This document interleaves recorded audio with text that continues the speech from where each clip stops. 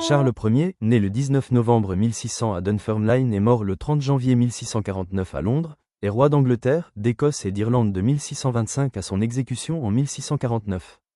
Petit-fils de la reine Marie Stuart et fils du roi Jacques Stuart, il succède à ce dernier à sa mort, le 27 mars 1625.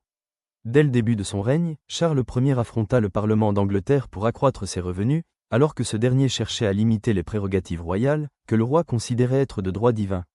Ses interférences dans les affaires religieuses des églises d'Angleterre et d'Écosse, et ses hausses d'impôts sans l'accord du Parlement furent très mal acceptées par certains prédicateurs protestants, qui le considéraient comme un monarque absolu et un tyran.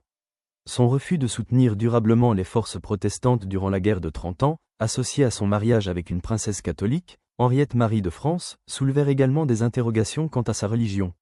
Charles Ier s'allia par ailleurs à des figures ecclésiastiques controversées, comme Richard Montagu et William Law, qu'il nomma archevêque de Cantorbéry.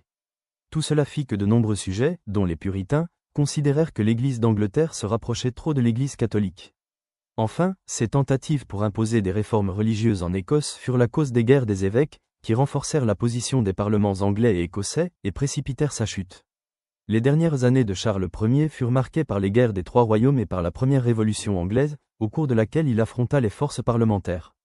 Ses troupes furent défaites lors de la Première Guerre civile, 1642 à 1645, le Parlement escomptait alors qu'il accepterait ses demandes de monarchie parlementaire.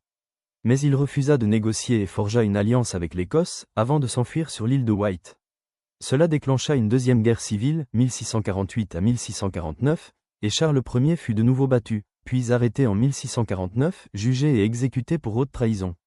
La monarchie fut alors abolie et une « république », appelée Commonwealth d'Angleterre, fut instaurée, avec Oliver Cromwell à sa tête. En 1660, la monarchie fut restaurée et le fils aîné de Charles Ier monta sur le trône, sous le nom de Charles II.